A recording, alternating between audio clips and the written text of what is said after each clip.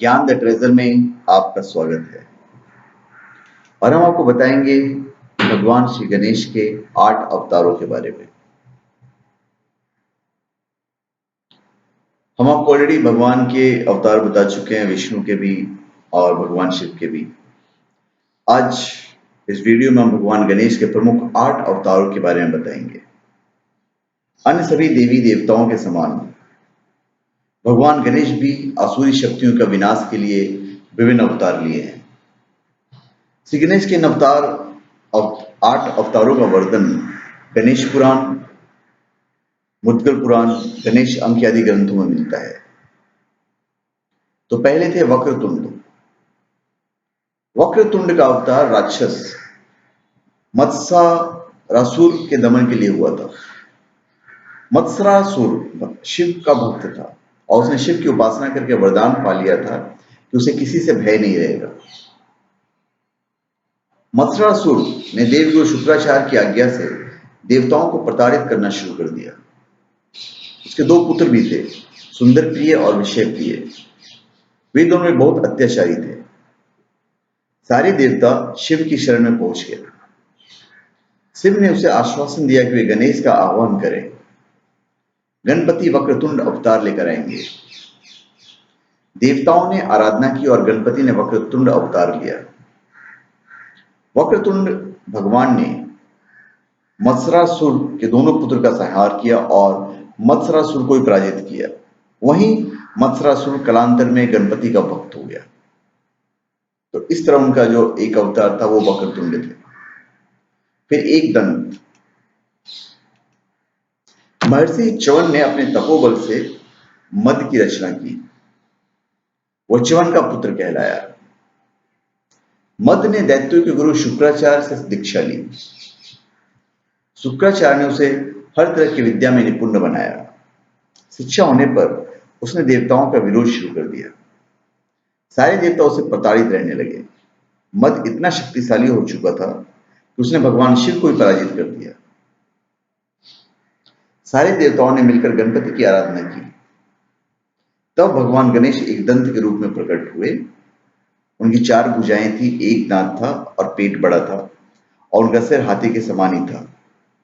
उनके हाथ में पाश, परशु और एक खिला हुआ कमल था। एक दंत ने देवताओं को अभयदान वरदान किया और मदासुर को युद्ध में पराजित किया। फिर महोदर उनका एक अवतार है। जब कार्तिकेय ने तारकासुर का वध कर दिया तो दैत्य गुरु शुक्राचार्य ने मोहासुर नाम के दैत्य को संस्कार देकर देवताओं के खिलाफ खड़ा कर दिया। मोहासुर से मुक्ति के लिए देवताओं ने गणेश की उपासना की। तब गणेश ने महोदर अवतार लिया। महोदर का जो उदर यानी पेट बहुत बड़ा था। वे मुसक पर सवार होकर मोहासुर के नगर में पहुंचे तो मोहासुर ने बिना युद्ध किए गणपति को अपना इष्ट बना लिया। फिर गजानन। एक बार धर्मराज कुबेर भगवान शिव पार्वती के दर्शन के लिए कैलाश पर्वत पर पहुंचे। वहां पार्वती को देख कुबेर के मन में काम प्रधान लोभ जागा। उसी लोभ से लोभासुर का जन्म हुआ। वह शुक्राचार्य के शरण में गया और उसने शुक्राचार्य के आदेश पर शिव की उपासना शुरू कर दी। शिव लोभासुर से प्रसन्न हो गए। उन्होंने उसे सबसे निर्भय होने का वरदान दिया। इसके बाद लोभासुर ने सारे लोगों पर कब्जा कर लिया और खुद शिव को भी उसके लिए कैलाश को त्यागना पड़ा। तब देवगुरु ने सारे देवताओं को गणेश की उपासना करने की सलाह दी। गणेश ने गजानन रूप में दर्शन दिए और देवताओं को वरदान दिया कि वे लोभासुर को पराजित करेंगे। गणेश ने लोभासुर को युद्ध के लिए संदेश भेजा। शुक्राचार्य की सलाह पर लोभासुर ने बिना युद्ध किए ही अपनी पराजय स्वीकार कर ली। फिर लंबोदर। समुद्र मंथन के समय भगवान विष्णु ने जब मोहिनी रूप धरा तो शिव उन पर काम मोहित हो गए। उनका शुक्र स्खलित हुआ जिससे एक काले रंग के दैत्य की उत्पत्ति हुई। उस दैत्य का नाम था क्रोधासुर। क्रोधासुर ने सूर्य की उपासना करके उनसे ब्रह्मांड विजय का वरदान ले लिया। क्रोधासुर के इस वरदान के कारण सारे देवता भयभीत हो गए। वो युद्ध करने निकल पड़ा। तब गणपति ने लंबोदर रूप धरकर उसे रोक लिया। क्रोधासुर को समझाया कि उसे यह आभास दिलाया कि वह संसार में कभी अजय योद्धा नहीं हो सकता। क्रोधासुर ने अपने विजय अभियान रोक दिया और सब छोड़कर पाताल लोक में चला गया। फिर विकट। भगवान विष्णु ने जलंधर के विनाश के लिए उसकी पत्नी वृंदा का अस्तित्व भंग किया। उसके एक दैत्य उत्पन्न हुआ, उसका नाम था कामासुर। कामासुर ने शिव की आराधना करके त्रिलोक विजय का वरदान पा लिया था। इसके बाद उसने अन्य दैत्यों की तरह ही देवताओं पर अत्याचार करने शुरू कर दिए। तब सारे देवताओं ने गणेश का ध्यान किया। तब भगवान गणपति ने विकट रूप में अवतार लिया। विकट रूप में भगवान मोर पर विराजित होकर अवतरित हुए थे। उन्हें देवताओं को अभय वरदान करके कामासुर को पराजित किया। फिर विघ्नराज। एक बार पार्वती अपनी सखियों के साथ बातचीत के दौरान जोर से हंस पड़ी। उनकी हंसी से एक विशाल पुरुष की उत्पत्ति हुई। पार्वती ने उसका नाम ममता रख दिया। वो माता पार्वती से मिलने के बाद वन में तप के लिए चला गया। वहीं उसकी मुलाकात सम्रासुर से हुई। सम्रासुर उसे कई आसुरी शक्तियां सिखा दी। उसने मम को गणेश की उपासना करने को कहा। मम ने गणपति को प्रसन्न कर ब्रह्मांड का राज मांग लिया। संबर ने उसका विवाह अपनी पुत्री मोहिनी के साथ कर दिया।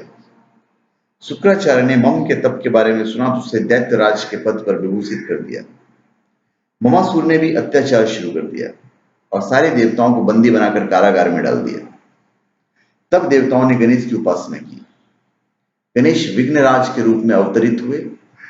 उन्होंने ममासुर का मान वर्धन कर देवताओं को छुड़ाया।